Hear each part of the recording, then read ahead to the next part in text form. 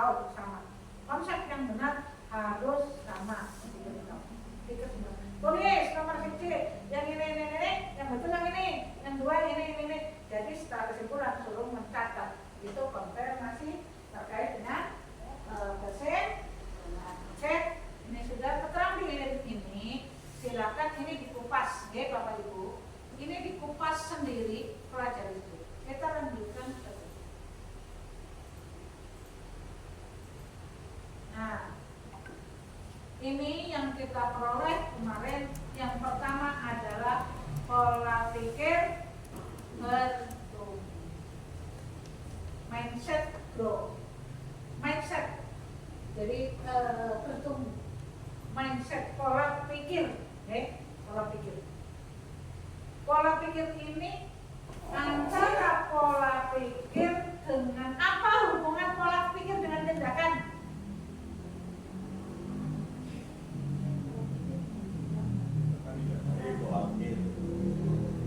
Apa?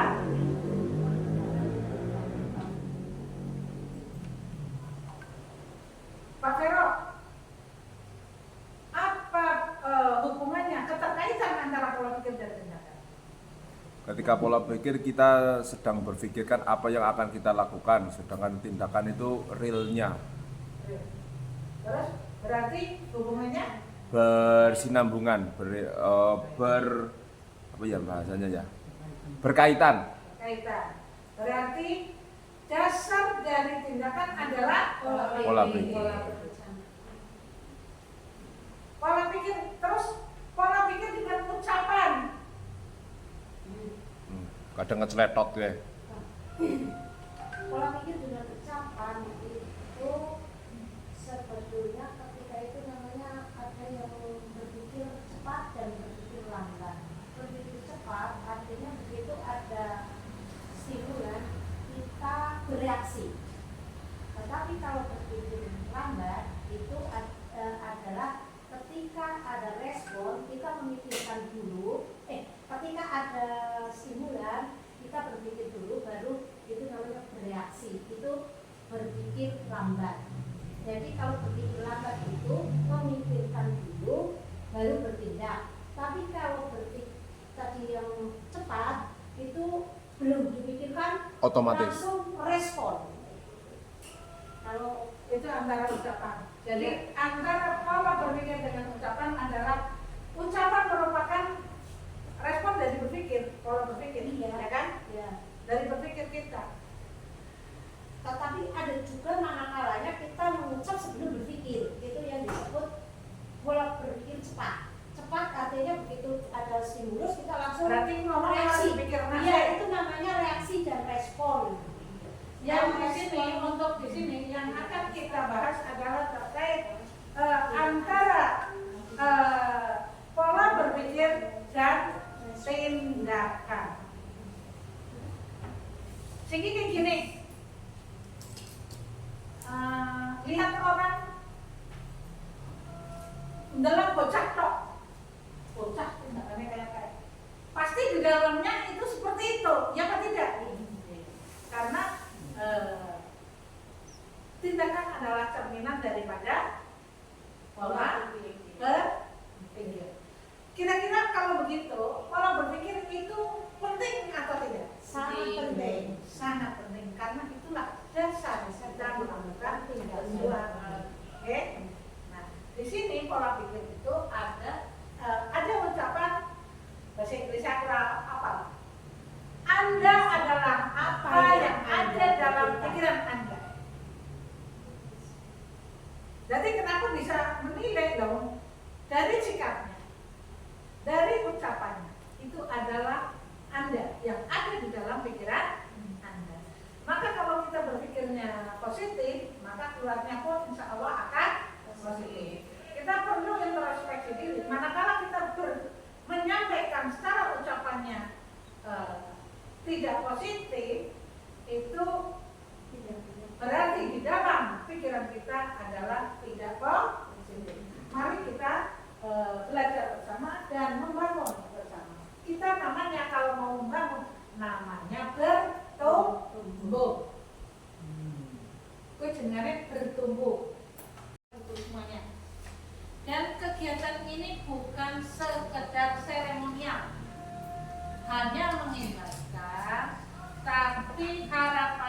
dipraktekkan, nanti terimplementasi di kelas masing-masing.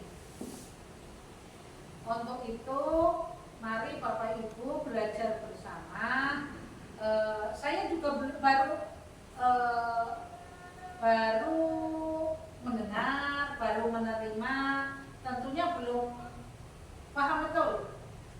Untuk itu kita belajar bersama agar kita paham bersama. Dan untuk hari ini mungkin belum bisa sampai paham betul, nanti mungkin akan dilanjutkan di lain waktu. Baik Bapak Ibu, ini terkait yang saya sampaikan hari ini. Ini yang pertama saya sampaikan terkait dengan RTL saya.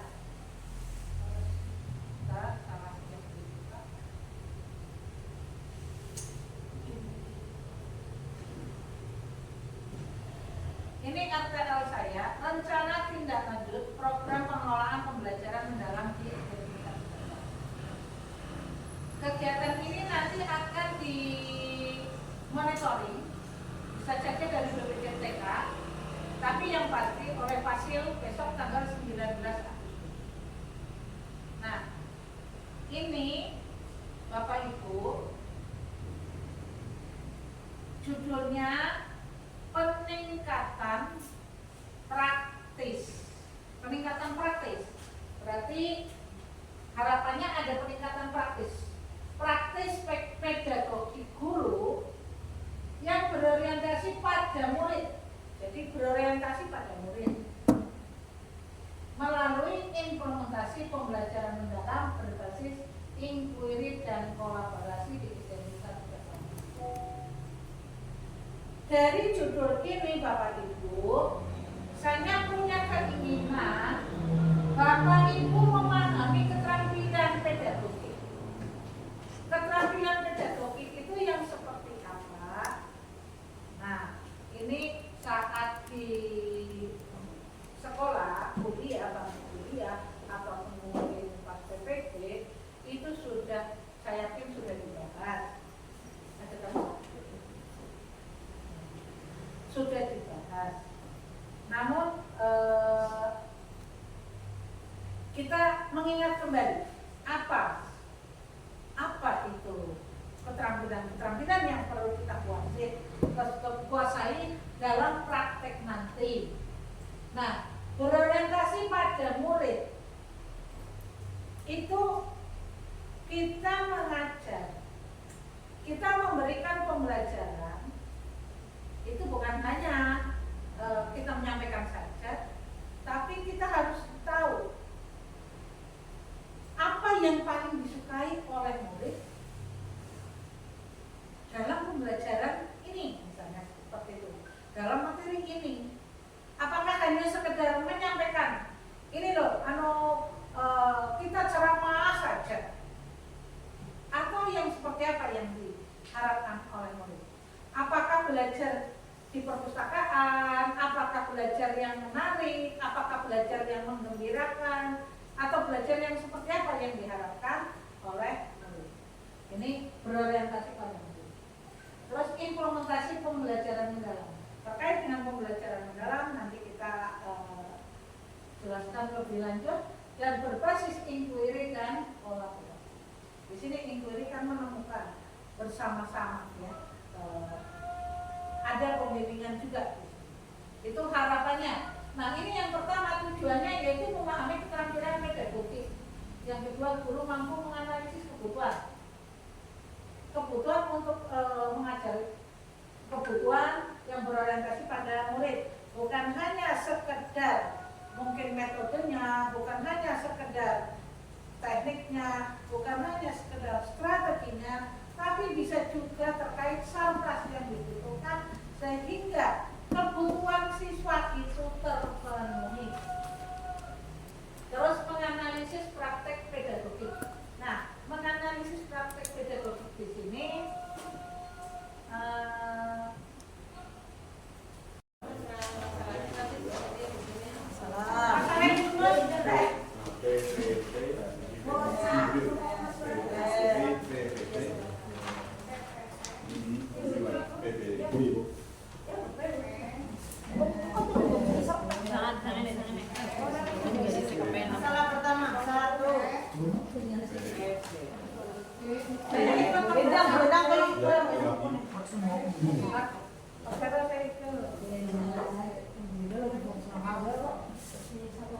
Pakai ini ya, meja yang ini beda. Ini beda. Nih, ibu bisa kalau udah lupa dulu ya. Oh, boleh. Ya. Nah, Masalahnya apa? Masalahnya dihadapi. Pirang-pirang. Tanggung jawab tiket. tidak perlu juga kan.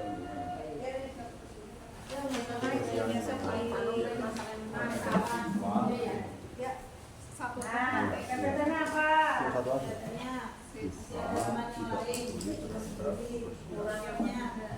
Ya, kurang.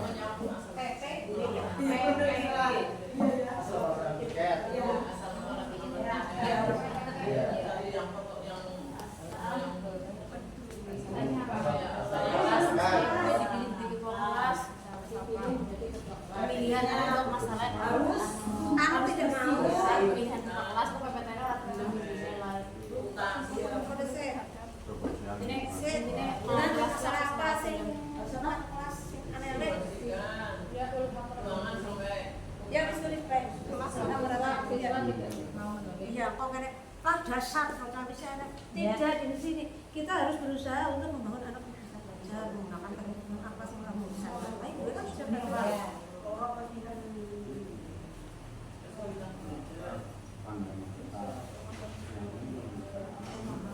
Ini kalau begitu kita anaknya malas ikan dari channel. Mungkin ucapannya guru sing KPT.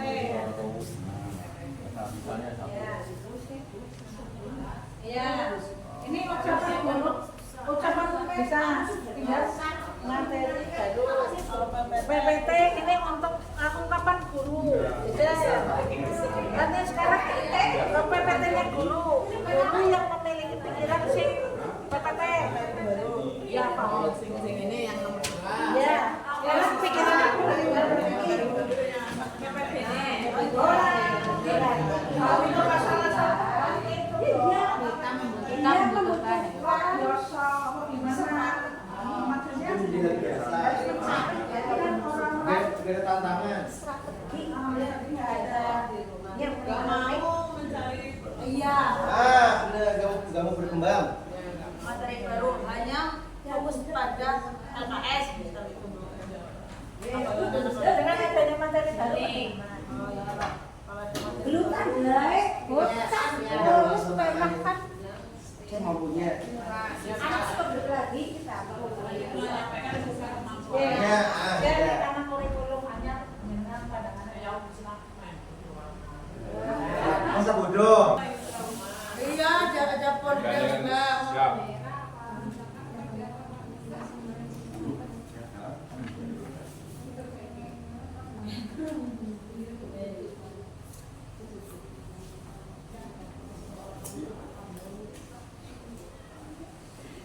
Teman, kami dari kelompok 1 tadi sudah mendiskusikan terkait tentang nanti yang lain bisa ngisi ya permasalahan dan juga PTT dan PPP yang kita alami sendiri. Ini cuma sedikit masalah yang pernah kita alami.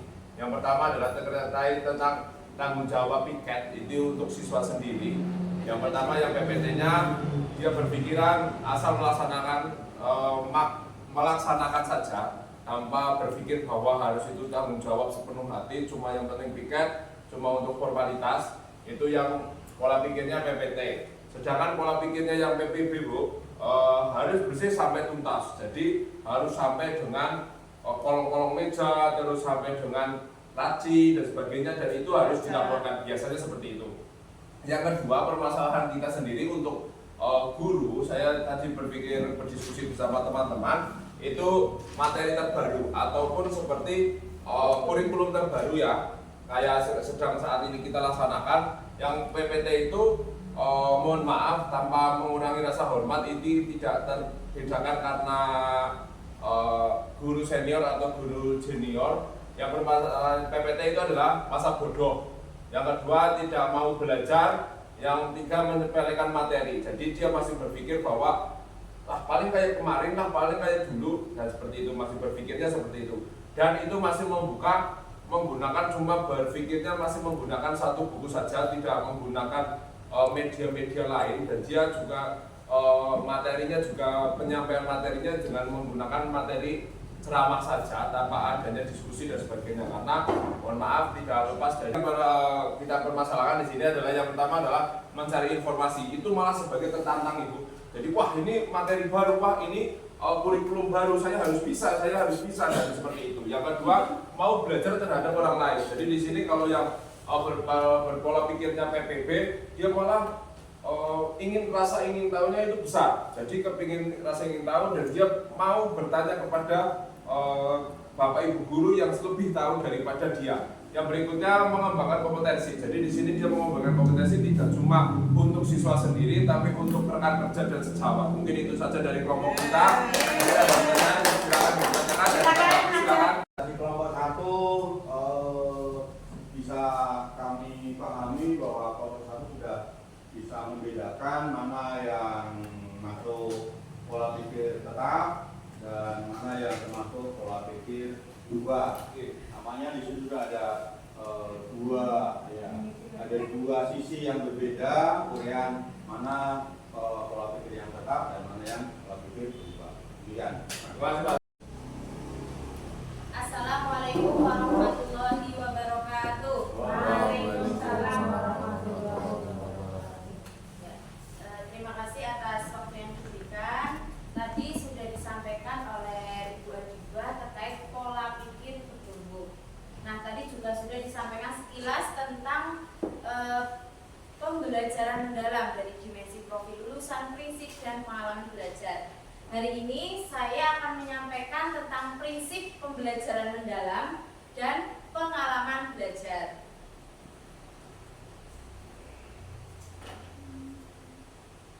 Baik, yang pertama yang akan saya sampaikan yaitu tentang prinsip pembelajaran mendalam. Coba Bapak Ibu masih ingat tidak tadi pembelajaran mendalam prinsipnya disingkat apa tadi? Prinsipnya tadi dari lagu tadi. Bermakna kesadaran menggembirakan. Ya betul, Agung BBM ya. Tadi disingkat BBM. Apa yang pertama apa? Berkesadaran. Yang kedua bermakna. Yang ketiga menggembirakan. Nanti kita akan bahas bersama terkait ketiga prinsip tersebut. Yang pertama tadi B. B-nya adalah berkesadaran. Ya. Tadi dalam gambar yang lingkaran tadi ini ada tiga. Yang pertama berkesadaran, yang kedua bermakna, yang ketiga menggembirakan. Coba Bu Ani dibaca berkesadaran pengertiannya. Berkesadaran merupakan pengalaman belajar peserta didik yang diperoleh ketika mereka memiliki kesadaran untuk menjadi pembelajar yang aktif dan mampu menguasai diri. Ya, sudah detik sudah. Oke. Baik, tadi berkesadaran itu pengalaman belajar peserta didik yang diperoleh ketika mereka memiliki kesadaran untuk menjadi pembelajar yang aktif dan mampu meregulasi diri. Nah, untuk membuat murid kita berkesadaran, berarti siapa dulu Bu yang sadar? Guru. Nah, ya, gurunya dulu ya. Sadar artinya apa? Berkesadaran artinya apa? Kalau kita pembelajaran kita berkesadaran berarti ketika di kelas kita harus apa tadi? Fokus. Ya, fokus. Kemudian apa lagi? Hadir sepenuhnya. Ya, betul. Jadi kita fokus, hadir sepenuhnya. Dimulai dari siapa? Gurunya dulu ya. Jadi kita bisa membangun kesadaran murid kita. Pertama adalah guru ya. Jadi sadar orang sedang mengajar, hadir secara utuh di situ, oke? Kadang ya bukan kita di kelas tapi pikiran kita kemana-mana seperti itu ya. Itu berkesadaran. Setelah kita sebagai guru sadar hadir secara utuh di kelas, maka kita bisa mengajak, memotivasi siswa agar ikut sadar. Misalnya seperti tadi yang disampaikan oleh Bu Adiba, sebelum pembelajaran kita mungkin tepuk fokus, ice breaking atau apa, itu untuk mengajak siswa bahwa kita di kelas kita akan belajar. Itu yang pertama, berkesadaran. Nah, di sini ada. Nah, kalau misalnya Bapak Ibu guru tidak tahu mau mengajar apa, itu sadar nggak mau? Itu belum sadar. Harusnya minimal ya, minimal kita ke kelas, oh kita mau ngajar apa, tujuan kita hari ini mau belajar misalnya mengenal jenis, misalnya mengenal bagian-bagian organ tubuh misalnya atau apa. Kita jadi sudah punya pegangan satu tujuan belajaran ya. Minimal itu. Jadi ketika di kelas kita sudah bisa fokus. Kemudian di sini ada beberapa penjelasannya, kenyamanan peserta didik dalam belajar, fokus, konsentrasi dan perhatian, kemudian kesadaran terhadap proses berpikir, dan seterusnya. Itu adalah berkesadaran. Kemudian yang kedua tadi apa? BBM, yang kedua bermakna. Ya. Coba Pak Vero dibaca. Terima kasih. Pembelajaran bermakna terjadi ketika peserta didik dapat menerapkan pengetahuannya secara kontekstual. Jadi bermakna itu pembelajaran ketika peserta didik dapat menerapkan pengetahuannya secara kontekstual. Jadi kontekstual itu sesuai dengan dunia nyata kehidupan sehari-hari anak-anak ya. Jadi ketika pembelajaran setelah hadir secara utuh, anak itu dapat memperoleh manfaatnya dari pembelajaran itu. Di sini dijelaskan yang pertama itu kontekstual dan atau relevan dengan kehidupan nyata. Kemudian keterlibatan peserta didik berperan dalam pemecahan masalah atau isu terdekat di kehidupan nyata. Terus keterkaitan dengan pengalaman sebelumnya dan kebermanfaatan pengalaman belajar.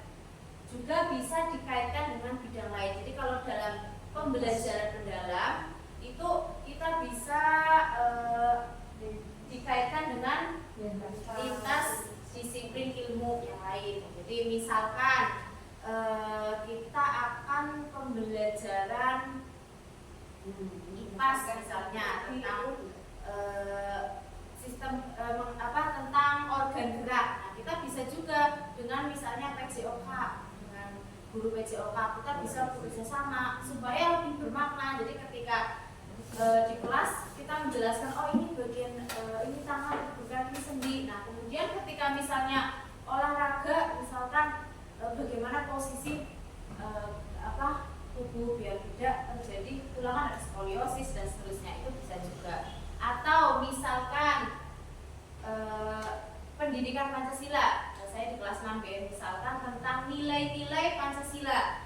Nah itu kita bisa dengan mata pelajaran yang lain, misalkan mengajak temannya untuk mengamalkan nilai Pancasila. Misalnya kita bisa membuat poster, itu kan bisa nanti berhubungan dengan bahasa Indonesia, bisa dengan seni rupa. Ya, seperti itulah. Seperti dulu kita di tema kan seperti itu, gitu. Jadi bisa kita dengan lintas disiplin ilmu lain. Kemudian yang terakhir itu pembelajar sepanjang hayat.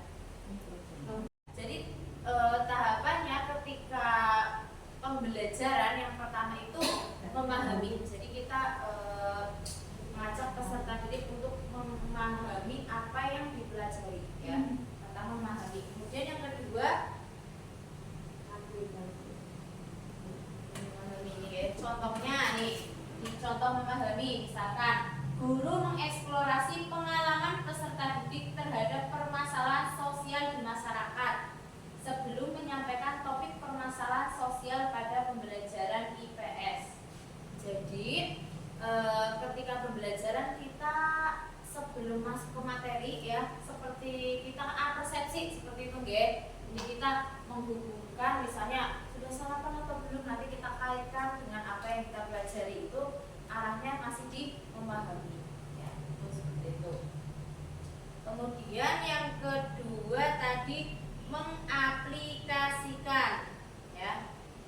Nah, di mengaplikasikan itu nanti peserta didik itu melakukan praktik pemecahan masalah dan memberikan pengalaman nyata kepada peserta didik. Nih, karakteristiknya di sini menghubungkan konsep baru dengan pengetahuan sebelumnya. Contohnya misalkan nih, pada topik persamaan linier, peserta didik memahami bentuk umum persamaan linier dan cara menyelesaikannya. Terus pendalaman pengetahuannya, peserta didik menerapkan persamaan linier dalam masalah keuangan, seperti menghitung keuntungan bisnis atau menentukan titik impas dalam berjualan. Atau misalkan di kelas 2 tentang materinya penjumlahan dan pengurangan, ya, misalkan. Nanti anak-anak tidak hanya memahami 2 tambah 3 itu 5, tidak hanya seperti itu. Tapi misalnya kita anak-anak kita ajak keluar atau gimana, ya. Nanti kalau kemarin yang dipraktekkan di kelas kami itu di penjumlahan dan pengurangan membuat namanya toko mini. Jadi nanti anak-anak belajar untuk mengaplikasikannya belanja. Jadi nanti ada beberapa kelompok, misalnya anak, nanti ada yang mereka lihat di lingkungan sekitar itu baru memahami. Nah, mengaplikasikannya, misalkan di sini mereka bermain peran. Nanti anak-anak diberikan kartu situasi, misalkan mempraktekkan, misalnya ada bencana alam, nanti mereka mempraktekkan ini sudah masuk di mengaplikasikan. Atau misalnya kita menggunakan di lingkungan di luar pembelajaran seperti itu, dan merefleksi, misalnya refleksi belajar siswa. Mungkin sebelum ditutup, mungkin dari Bapak Ibu ada yang mau bertanya atau mungkin ada yang mau kita bahas, monggo Bapak Ibu. Saya mau tanya. Yeah. Kira-kira materi apa saja ya yang bisa diterapkan dengan toko tadi apa? Toko mini misalnya. Saya sempat kepikiran tapi belum menemukan materi yang cocok di itu ya gitu. Kalau tentang uang mungkin sudah pasti masuk ya. Selain tentang uang dan penjumlahan pengurangan, apalagi? Yang misalnya toko mini apalagi Bahasa. Bagaimana bertanya dan menjawab kan bisa. Bahasanya Kalimat pertanyaan. Misalnya antara penjual dan pembeli seperti itu bisa. Nggak harus matematika. Itu kan matematika tadi Yeah. ya. Di materi lain mungkin tadi bilang apa yang misalnya di bahasa Indonesia, nanti kan otomatis ketika di toko ada interaksi ya, kayak gitu kan bisa. Misalnya kalau di kelas 2 kan ada kata tanya, misalkan seperti itu, kan bisa dipraktekkan ketika berapa harga permen seperti itu, nanti jawabannya apa, kayak gitu itu kan juga bisa diterapkan. Jadi lintas disiplin bisa seperti itu. Seperti itu. Kalau di SD kan kalau guru mapel kan kita paling kan dengan agama atau olahraga gitu. Jadi nanti kita bisa kaitkan misalnya matematika dengan apa itu wajib lintas materi atau lintas bidang studi? Menyesuaikan sesuai. ya menyesuaikan dengan materinya gitu. Tapi Banyak yang bisa dikaitkan. banyak yang bisa dikaitkan seperti itu. Nah, lintas disiplin mulai. Terus ada juga nanti kan kemitraan belajar, misalnya kita dengan Pak Guyuban. Saya akan melanjutkan materi berikutnya adalah asesmen pada pembelajaran mendalam. Bagaimana kita tahu asesmen punya pengertian apa ya? Penilaian ya, sederhananya seperti itu. Penilaian.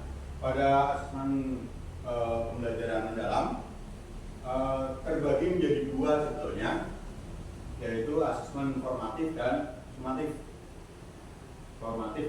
sumatif.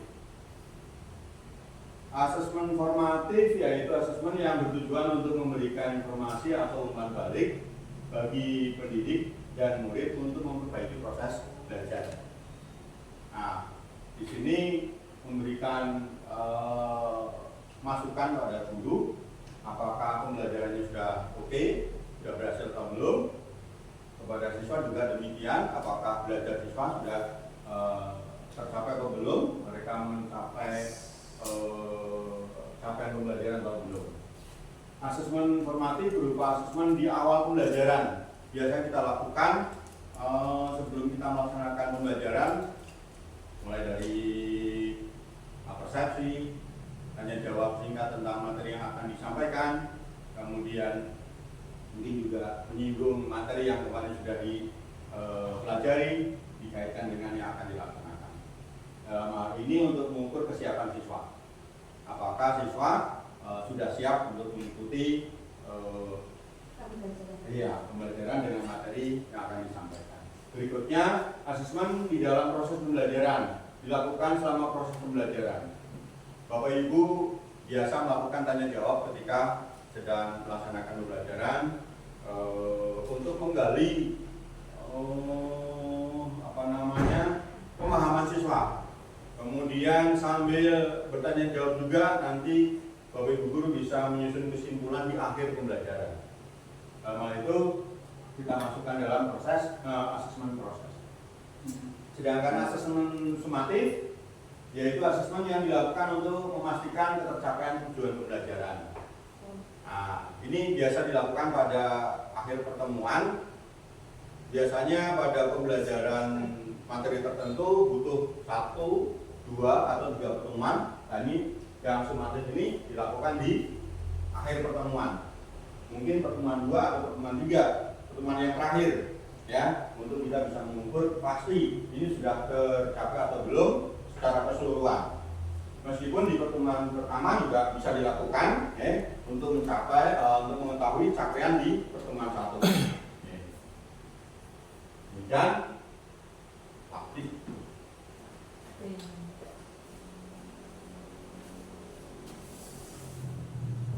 Pada jenjang pendidikan dasar dan menengah, asesmen ini bertujuan untuk menilai capaian hasil belajar murid atau siswa kita sebagai dasar penentuan kenaikan kelas dan kelulusan dari satuan pendidikan. Ini lebih tepatnya seperti itu, oke? Jadi meskipun di akhir pertemuan atau pertemuan akhir kita bisa melakukan seperti itu. Bahkan kemarin disampaikan bahwa untuk asesmen semester bisa tidak dilakukan sepanjang pada asesmen formatif sudah tercapai semua. Bisa dilakukan. Hanya kadang-kadang kita butuh konfirmasi apakah iya di akhir semester atau di akhir jenjang siswa ini masih oke, menguasai materi maupun kompetensi yang kita harapkan. Demikian. Agak cepat saja karena saya punya 2 materi. Nah, asesmen ini diterapkan dengan bersifat otentik, penilaian yang mempresentasikan realitas kehidupan atau konteks sehari-hari, berfokus proses dan produk belajar dalam konteks yang nyata dan bermakna.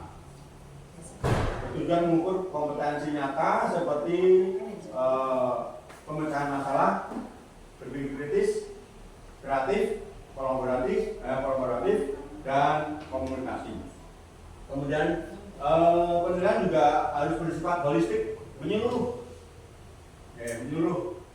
Tidak hanya pengetahuan, tapi semuanya, keterampilan maupun sikapnya kita nilai juga. Berikut, pembelajaran mendalam mendorong adanya transferable skills.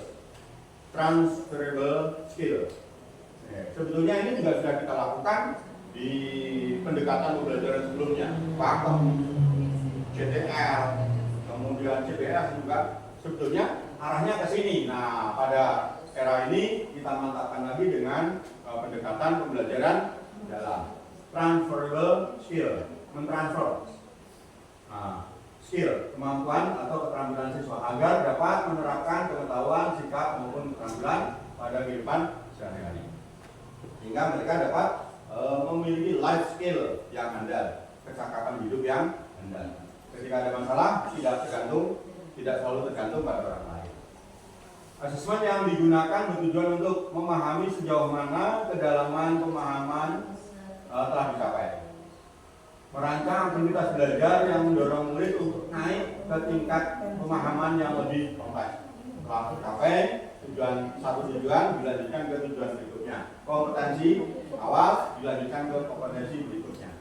Kemudian yang ketiga memberikan umpan balik yang lebih tepat sasaran berdasarkan level pemahaman. Nah, pada pengalaman belajar, mengaplikasi dan merefleksi, murid mengalami pendalaman pengetahuan level relational relasional, relasi relasi, hubungan ya. Dan level extended abstrak yang diperluas. Meskipun di SD kita harus paham kembali permulaan, nanti kita bisa menggunakan apa namanya itu ya, mungkin saling melengkapi lah. Penugasan, tugas individu atau kelompok sebagai bentuk latihan atau penguatan pembelajaran. Dan yang terakhir portofolio, kumpulan dokumen atau karya murid yang menunjukkan perkembangan belajar dalam kurun waktu tertentu. Ya, dulu kita punya mak-mak dan sebagainya yang digantung-gantung itu yang saya khawatirkan kadang digantung dengan paku, yang saya khawatirkan tidak ramah anak.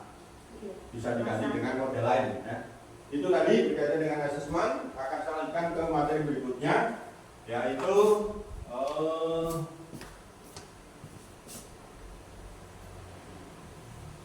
Itu tadi saya tanya sedikit.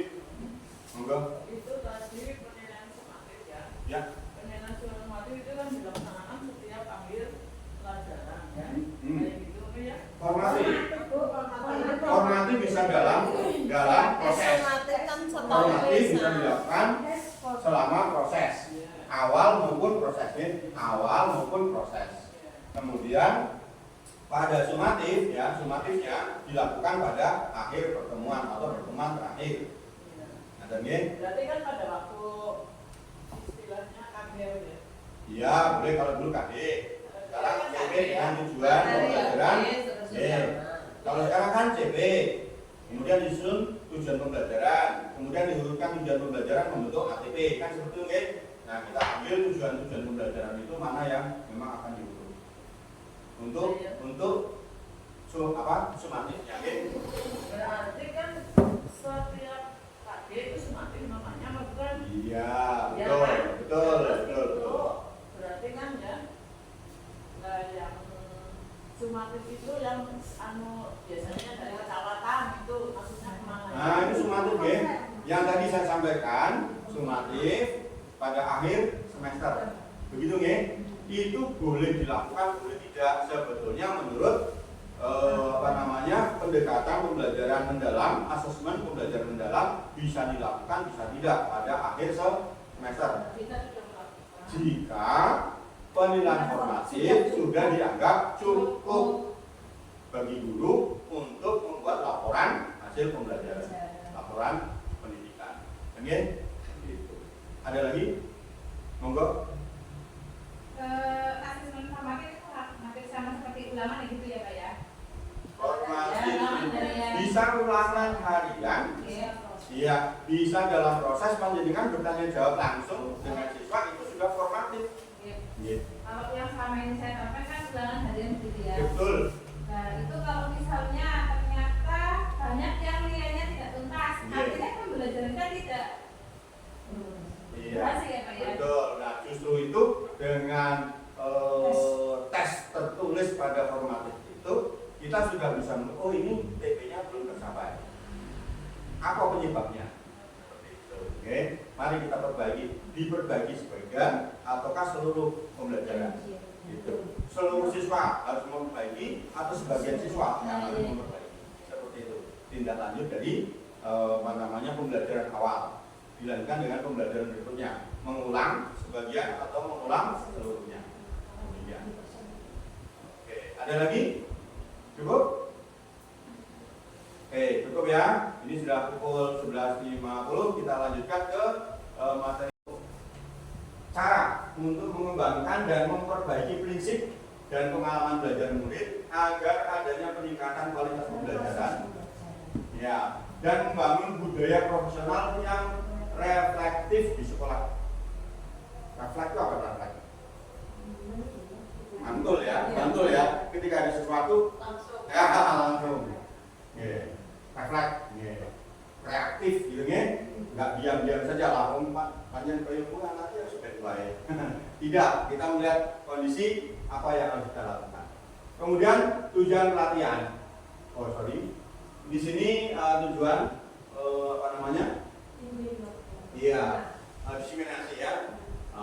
dirancang untuk membekali peserta dengan pemahaman dan keterampilan dasar mengenai inquiry kolaboratif sebagai pendekatan reflektif berbasis data dalam peningkatan kualitas pembelajaran dan pengembangan profesional guru.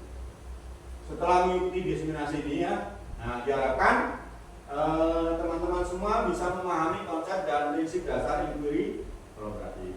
Kemudian mengidentifikasi tahapan dan proses siklikal. Kan ada siklus ya, siklikal dalam pelaksanaan inquiry kolaboratif di sekolah. Kan nanti ada siklus. Kemudian mengaplikasi praktik inquiry kolaboratif secara kontekstual untuk menyelesaikan tantangan pembelajaran. Yang keempat, mendorong terbentuknya budaya reflektif dan kolaboratif. Kolaboratif artinya kerjasama di lingkungan sekolah. Kemudian menguatkan peran guru sebagai pembelajar profesional yang terus berkembang melalui refleksi dan kolaborasi. Sudah terus. Basis tim yang memungkinkan guru untuk bekerja bersama dalam mengidentifikasi tantangan di kelas, merancang strategi pembelajaran, dan secara berkelanjutan merefleksikan serta menyempurnakan praktik pembelajaran. Oke. Kolaborasi antar warga sekolah. Oke. Di sini tidak hanya guru, tetapi semua personil yang ada di sekolah bisa kita libatkan. Misalnya kalau ada TU ya TU bisa, ada pustakawan bisa, untuk membantu memberikan solusi, bekerja sama. Kemudian pendekatan ini bersifat reflektif dan berbasis data. Jadi, dasarnya adalah data. Berfokus pada proses kolaboratif, ya, kerjasama yang tidak hanya bertujuan meningkatkan hasil belajar, tetapi juga mengembangkan profesionalisme guru. Ya, melalui analisis data dan perbaikan strategi pembelajaran secara bersama-sama. Ada data, dianalisis, kemudian dicoba dicarikan solusi bersama-sama dengan teman sejawat atau personel lain yang ada di sekolah. Bahkan dengan orang tua pun bisa, tetapi tidak diserahkan langsung. Yuk, anak ini nggak bisa baca, tolong dileskan. Nah, tolong dileskan. Nah, kalau sudah dengan tolong dileskan ya sudah, nggak ada langkah pada kita untuk mengadakan kolaborasinya, gitu. Lanjut, menurut Quinn dan kawan-kawan, inquiry kolaboratif adalah suatu proses terstruktur yang memungkinkan guru untuk bekerja bersama dalam rangka mengidentifikasi, mendesain, kemudian menerapkan strategi. Ya, mengidentifikasi tantangan nyata di kelas, baik yang bersifat akademis maupun non akademis. Mendesain strategi pembelajaran yang tepat dan sesuai dengan kebutuhan murid. Kemudian yang ketiga, menerapkan strategi tersebut sambil melakukan refleksi terhadap penerapannya untuk kemudian menyempurnakan praktik pengajaran atau pembelajarannya. Ya. Jadi inquiry kolaboratif bertujuan untuk memperbaiki yang sudah kita lakukan. Ya. Sudah dilakukan pembelajaran. Ya, ini ada masalah, ya. Ini ada masalah. Iya, nanti saya berikan contoh dari hasil kerja kemarin, mudah-mudahan bisa menginspirasi kita. Ya. Lanjut, inquiry kolaboratif adalah sebuah siklus, ya, jadi merupakan siklus, ada perputaran yang berfokus pada 4 komponen utama, yaitu assess, design, implement, dan measure. Reflect and change. Assess itu analisis, identifikasi, kemudian desain itu merancang bagaimana kita akan melakukan perubahan, perbaikan, implement, ya, melaksanakan, mengaplikasikan, kemudian measure itu melakukan perhitungan adakah perubahan atau tidak, kemudian dibanding-bandingkan, kemudian refleksinya seperti apa, dan terakhir kita lakukan perubahan seperti apa. Dalam siklus ini guru tidak hanya mengandalkan pengalaman pribadi, tetapi juga bekerja dengan pimpinan sekolah. Artinya kita sebelum melakukan kegiatan IK ini kita konsultasi dan melakukan mediasi dengan kepala sekolah. Oke, kalau kita mau soal bupati ya kita lakukan mediasi dulu. Menyampaikan sesuatu kita melakukan mediasi dulu. Apa yang menjadi tujuan kita. Berikutnya prinsip-prinsip inquiry kolaborasi, yaitu berbasis data. Jadi kita ketahui adanya data menunjukkan seperti ini perlu ada perbaikan.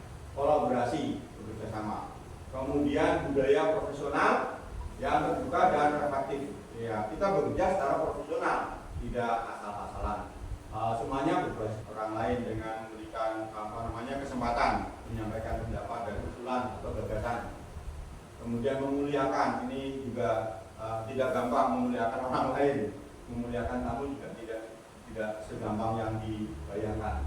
Kemudian keterbukaan dan kejujuran dalam berbagai pengalaman dan tantangan. Iya, kalau tidak jujur, ya nanti hapus-hapus terus ya. Jadi kita harus jujur apa adanya. Komitmen untuk perbaikan berkelanjutan. Ini yang barangkali menjadi masalah, komitmen. Kita sebetulnya mau melaksanakan dengan jadwal yang sudah ada, tapi ada lomba, ada tugas ini, tugas itu, kita merangkap banyak tugas, biasanya seperti itu. Komitmen ini yang kadang sulit untuk bisa dipertahankan. Nah, ada saja kebetulan nih. Kemudian kesetaraan dan keterlibatan semua pihak. Jadi semuanya dianggap setara, punya hak, punya kewajiban, punya tanggung jawab bersama. Good. Siklus inquiry kolaboratif. Siklus inquiry ini merupakan proses berkelanjutan yang terdiri dari 4 tadi. Ada assess, design, kemudian implement, dan measure, reflect, and change, gitu ya. Ini ada 4 tadi itu. Siklus ini menjadi kerangka kerja untuk guru secara bersama-sama mengidentifikasi yang pertama, kemudian merancang ya perubahannya seperti apa. Berikutnya melaksanakan, setelah dirancang kita laksanakan. Kemudian serta melakukan evaluasi dan perbaikan secara terus-menerus berdasarkan pelaksanaan yang pertama direfleksi. Oh ternyata yang dibuat juga belum berhasil ya. Mari kita coba buat lagi. Lah kapan rampung nih? Nah itulah kadang ya ketepatan pilihan ya, ketepatan pilihan untuk solusi yang pertama, yang kedua itu yang akan menentukan nanti akan berakhir kapan, finishnya jelas. Mudah-mudahan kita tidak mengalami kesulitan untuk nah ini ya, ini siklusnya mulai dari assess, kemudian design, implement, kemudian measure, reflect, and change. Gitu. Nah, ini untuk satu kasus. Assess, nah itu identifikasi tadi cukup jelas ya. Jadi mengidentifikasi apa masalahnya, basis data. Kemudian desain, kita merancang bagaimana kita akan membuat perubahan dengan rancangan seperti apa. Itu. Berikutnya implementasi, ya bagaimana kita akan menerapkannya untuk bisa melakukan perbaikan dari proses pembelajaran yang pertama atau mengatasi kasus yang ada. Ini tidak hanya untuk pembelajaran tapi untuk siswa juga bisa kita lakukan inquiry ya kolaboratif. Iya. Terus measure, reflect, and change ya. Di sini untuk pengukuran kita bisa membandingkan ya, membandingkan misalnya dari pre-test dengan post-test. Hasilnya seperti apa? Harusnya post-test lebih baik nilainya daripada pre-test.